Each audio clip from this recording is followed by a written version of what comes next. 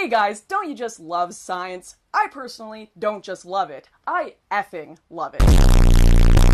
I adore finding out that there is real hard data that backs up all of my extreme social justice beliefs. It just makes me feel so much more justified in my virtue signaling. So today, bigots, I'm going to be taking you on an adventure to see what real facts look like. Now, you probably have a very misogynistic view of what the perfect woman looks like, but what if I told you, according to science, this chubby chick is the hottest body type? Do you agree?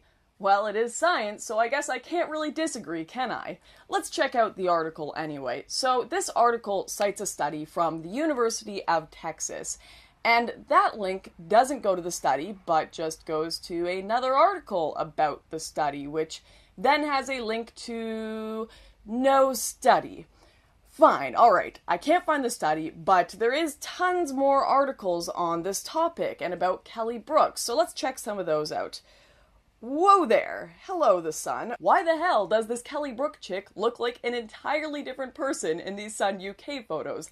And which pictures were they using in the study to show the men they tested? Because there's quite a big difference here. And speaking of, I'm still curious how this study was conducted, and I think that's going to be important to figure out what's really going on here. So I finally found one clickbait site that provided me with the link. So let's read this study summary. About 100 men rated the attractiveness of several manipulated images displaying spinal curves ranging across the natural spectrum. Men were most attracted to images of women exhibiting the hypothesized optimum of 45 degrees of lumbar curvature. What? Okay, I'm not really sure what that means, but nothing about Miss Brooks here, so let's try the next paragraph.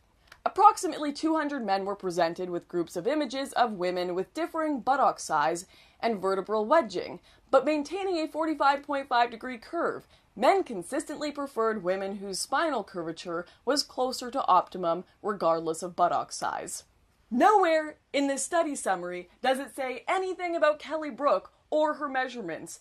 And if I want the full study, I have to pay $40 freaking. So even though I'm about 110% certain these clickbait sites did not spend that money, I did. And what a freaking waste of money. Because it still doesn't say shit about Kelly Brook or her measurements. The study literally just says a couple hundred men preferred a 45.5 degree curve from back to buttocks on manipulated pictures. This is not the scientifically perfect body. This totally different looking image may very well be, but even so, I can't find her in the study. What I did find is that a Photoshop manipulated ass at a 45.5 degree curve is just preferable for mating to a few hundred men. Isn't science great? Alright, so what other science can we do today, guys? Oh, well, this one's been all over the news right now. Females were powerful warriors historically. Look at that! A buried Viking warlord is actually a female. That's badass. Science seems to be strangely feminist these days, but let's check things out. In the 1880s, the body of a Viking warrior was dug up. Ever since, most have assumed that this military leader was a man. However, now equipped with DNA evidence, archaeologists have concluded that this high-status Viking warrior was actually a woman. Who would have thought? And if you check out the study, it looks pretty solid. They found her with weapons, did a DNA test, and basically, the patriarchy is finished. Well, I guess that solves it. Another day of science well done. Wait, what's this? A female professor of Vikings has some bones to pick with the study?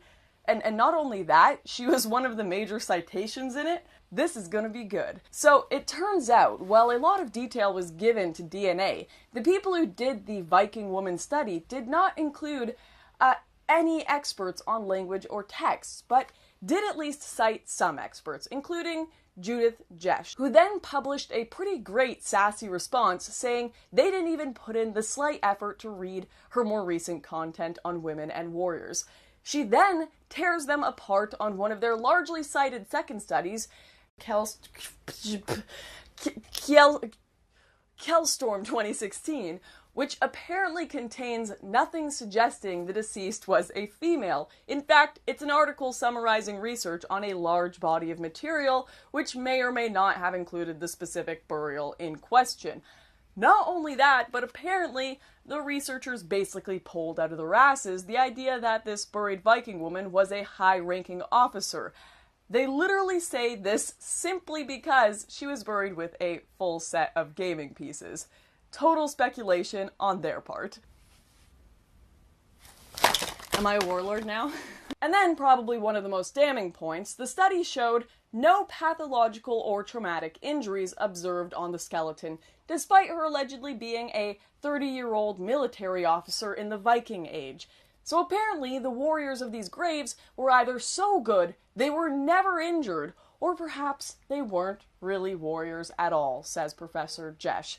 And if that didn't put the nail in the coffin of this clickbait, well, it's even admitted that there's no certainty that the bones they tested were the correct ones, considering things could have been moved around since the initial 1900s excavation. And Jesh sums things up pretty nicely, saying they probably should have considered these possibilities before selling out archaeology to the clickbait squad and attempting to get more funding. Was it possible, for example, for a biological woman to have been buried with a full warrior outfit, even if she had not been a warrior in life? After all, archaeologists are always cautioning us that the dead don't bury themselves, and they often seem not to like interpretations in which the deceased's grave goods are taken as representing their roles in life. But such perspectives do not seem to be applied here.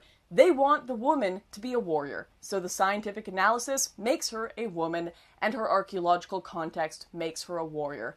No doubt other explanations are possible, still assuming that the bones have been correctly assigned to the grave goods, but discussion of such alternatives would rather detract from that arresting title and would probably have ruled out publication in the American Journal of Physical Anthropology. Oh snap, that was pretty savage from an intellectual point. But no worries guys, I'm sure not all clickbait science is fake, right?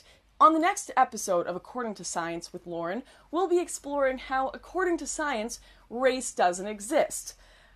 Wait, where the hell did that video go? Maybe if I click on this. Damn it, there's no source to this at all. Okay, that's fine, scratch that. Next time we'll be looking at how the typical gamer is a middle-aged educated female. Wonderful to hear they're putting their gender studies degrees to good use. We all know the average Call of Duty player is a middle-aged woman, of course. Sounds totally legit, so be sure to stay tuned for that episode, and I will see you guys next time.